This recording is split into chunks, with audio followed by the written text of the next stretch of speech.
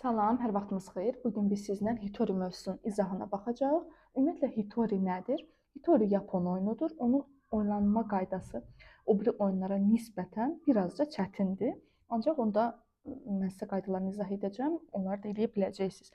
Ümumiyyətlə Hitorini necə həll edirsiniz? Hitorini həll etmək üçün əvvəlcə xanalarda A, B, A yaxud da A, A, A belə bir ifadələr tapırsınız. Bu nə deməkdir? Yəni 2 rəqəm eyni, ortası fərqli, yaxud da 3 rəqəm eyni, yenə də bunun ortasını götürəcəyik. Hitoridə sətir sütun üzrə bir hərf yaxud da bir simvol bir dəfə ağara bilər. İndi baxaq. Mən sizə bunu oynadıqca izah eləyəcəm ki, siz daha rahat başa düşmüş olasınız. Baxırıq. Birinci sətirdə belə bir ifadə varmı? Yoxdur. Belə bir ifadə burada varmı? Yoxdur. Burada da yoxdur. Bu cərgədə də yoxdur. Burada da yoxdur. Baxırıq sütun. Baxın 4 ilə 4-ün arası 2. Daha sonra 1 ilə 1-in arası 5. Daha sonra bu cərgəyə baxıram, yoxdur. Bu cərgəyə baxıram, yoxdur. Bu cərgədə də yoxdur. İndi baxın.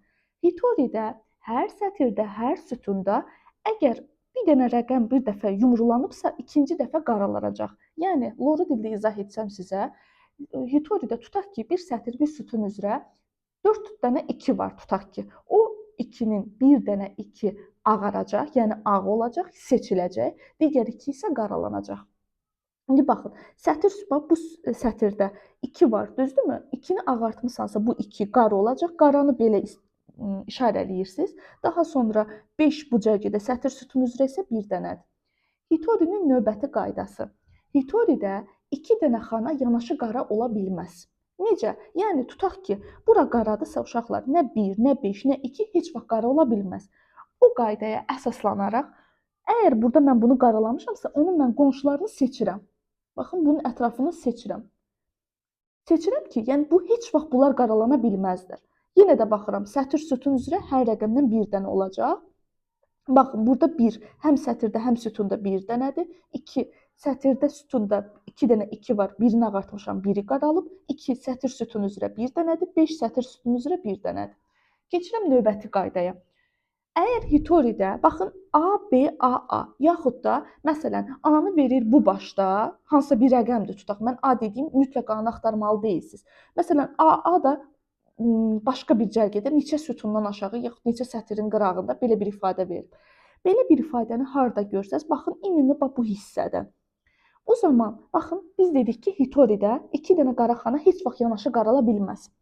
Bu qaydaya əsaslanaraq, baxın, burada 3 dənə 1 var. Mən hansını qaraldacam? Mütləq bu ən başda olan biri qaraldacam. Niyə? Bunu qaraltmasam, bunu ağartsam. Axı dedik Hitoridə bir dənəsi ağdırsa, qalan hamısı qaradır. Onda mən məcburam bunu qaraldam. Bunu da qaraldandan sonra mənim oyunum pozulmuş olacaq. Bu bir qaradırsa, onda bunun qonşularını götürüb seçirəm. Daha sonra 2 ağdırsa, bu 2 qara olacaq. Onda bunun qonşularını götürüb seçirəm. Daha sonra baxıram. 4 ağdırsa, bu 4 qara olacaq. Sonra yenə də baxıram. 3 ağdırsa uşaqlar, bu 3 qara olacaq. Onda bunun qonşularını seçirəm. Daha sonra bu cərgədə qaldımı yenə? Yoxdur. Bu cərgədə yoxdur.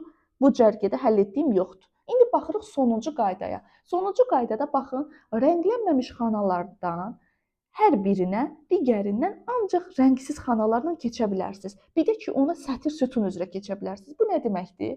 Yəni tutaq ki, baxın, bu ifadə belə izah edəcəm. Yəni onların aralarında keçid qoymalısınız və onlar çarpaz gedə bilməz, ancaq sətir sütun üzrə gedə bilər. Baxın, bunların arasında keçidi var. Baxın, burada 3-dən 5-ə bura boşluqdur. Burada keçidi yoxdur. Mütləq bu 4-ü götürüb ağartmalısan. Ağdırsa bu nə olacaq? Qara. Onda bunun qonşularını seçirəm. Baxın, burada da keçid oldu bir-birinin arasında. Daha sonra baxırsan, bir ağdırsa bu bir nə olacaq? Qara. Onda bunun qonşularını seçirsən.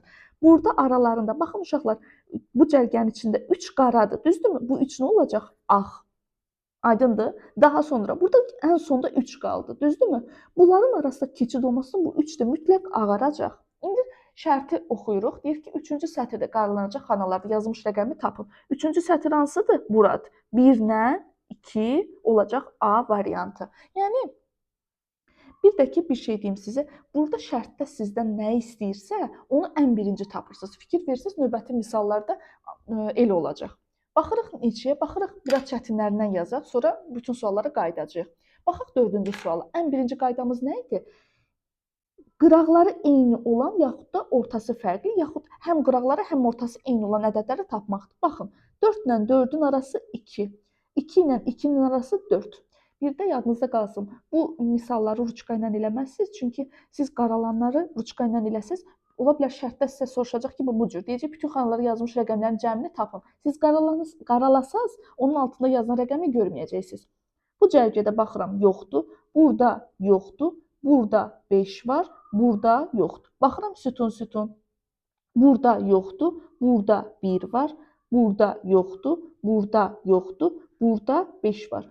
Bir dənə də qaydanı yadımıza salaq. Dedik ki, A, B, A olanda hansını qaralayırdım? Başdakını qaralayırdım. Bu həm bu qanuna görə uyğundur.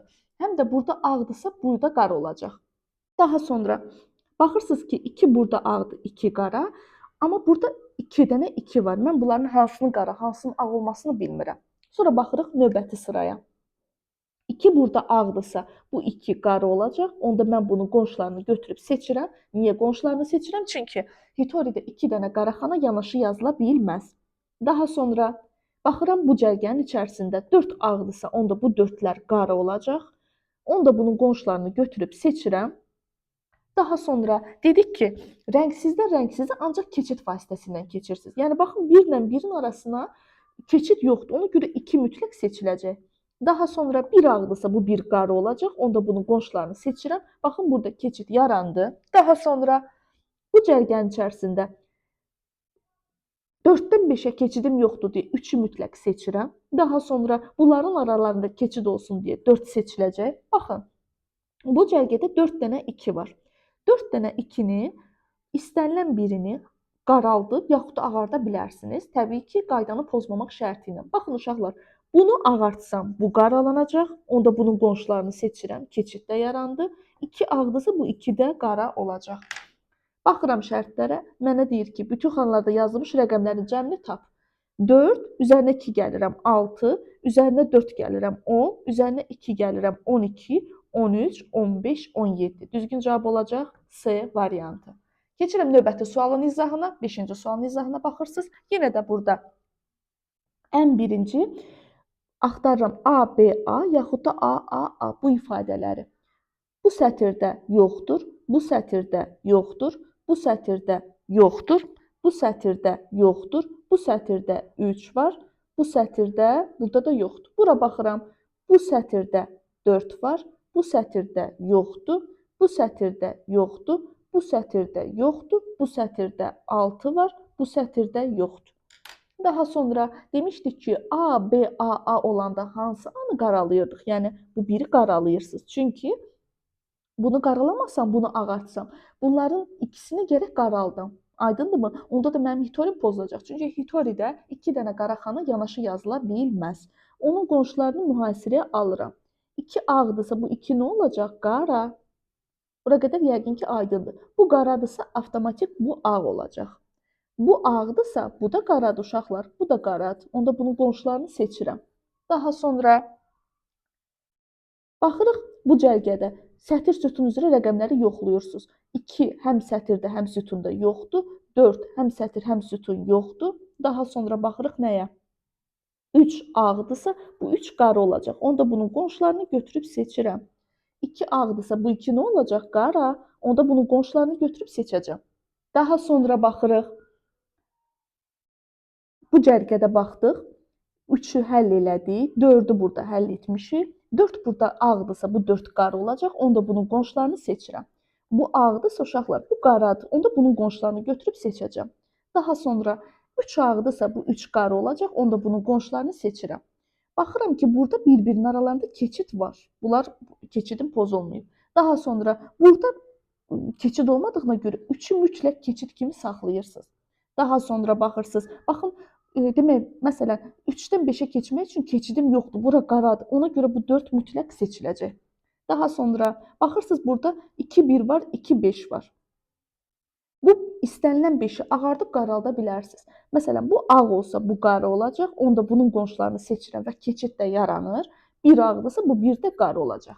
Məndən soruşur ki, bütün xanalarda yazılmış rəqəmlərin cəmini tap. 1, üzərinə 2 gəlirsən 3, 6, 7, 9, 11, 13, 17, 22, 23, 26 D variantı. Daha sonra keçirik 3-cü sualın izahına. Yenə eyni qaydada. Bax, 2 ilə 2-nin arasını götürdüm. Bu cərgədə varmı? 4. Bu cərgədə varmı? Yoxdur. Bu cərgədə varmı? Yoxdur. Bu cərgədə yoxdur. İndi keçirim sütun baxmağa. Buna baxdım, yoxdur. Bunu götürdüm, seçdim. Bu cərgədə yoxdur. Bu cərgədə yoxdur. Bu cərgədə yoxdur. Baxın uşaqlar, bu 5 ağdırsa bu 5 qaralayıram. Onda bunun qonşularını götürüb seçəcəm. 5 ağdırsa bu 5 qara olacaq. Onda bunun qonşularını seçirəm. Ağdırsa bu qaradır, qonşularını seçdim. Daha sonra baxırıq bu cərgənin içərisində. Bayaq dedik ki, ABAA olanda, baxın ABAA. Bu qaralır, bunların biri ağdır, biri qara. Baxın, qaradır, ağdır. Bu nə olacaq? Qara. Çünki hər sətirdə seçilən rəqəm bir dənə ağ ola bilər. Bu qaradırsa bunun qonşularını götürüb seçirsən. Bu ağdırsa bu qara olacaq. Onda bunun qonşularını götürüb seçdim.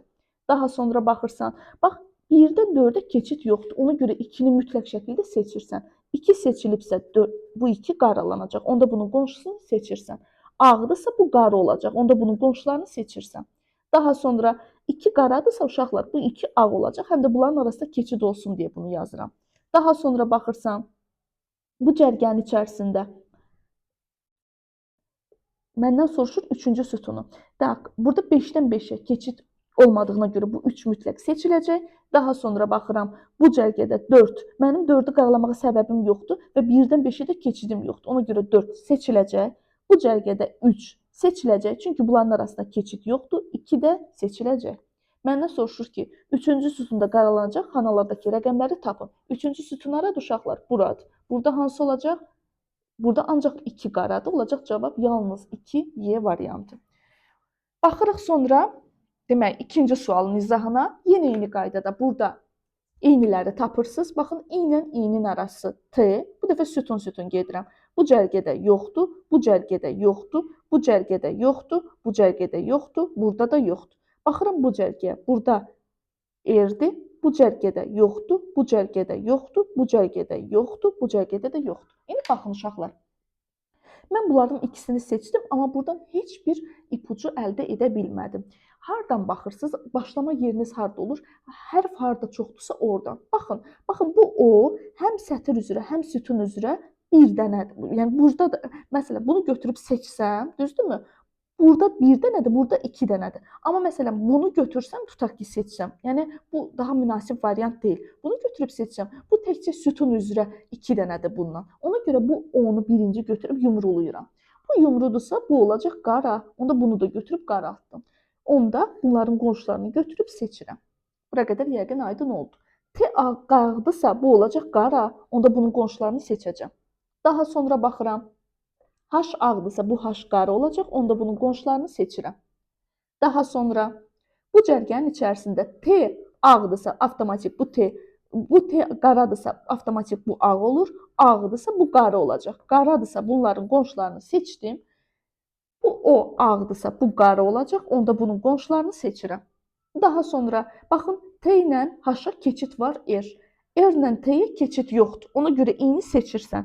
İ ağdırsa bu i qara olacaq. Onda bunun qonşularını seçirsən. Daha sonra O ilə R-in arasında keçidi yoxdur. Ona görə i-ni seçəcəm. H ağdırsa bu H qara olacaq. Onda bunun qonşularını seçiləcəm. Baxın, H qaradır, qonşuları da seçilib.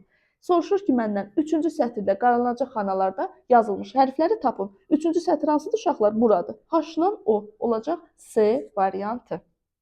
Növbəti videolarda mən Etibar Lətiflinin kitabındakı bütün dərsləri izah etdikdən sonra başqa kitablara keçəcəm. Bu mövzuların təkrarları orada olacaq.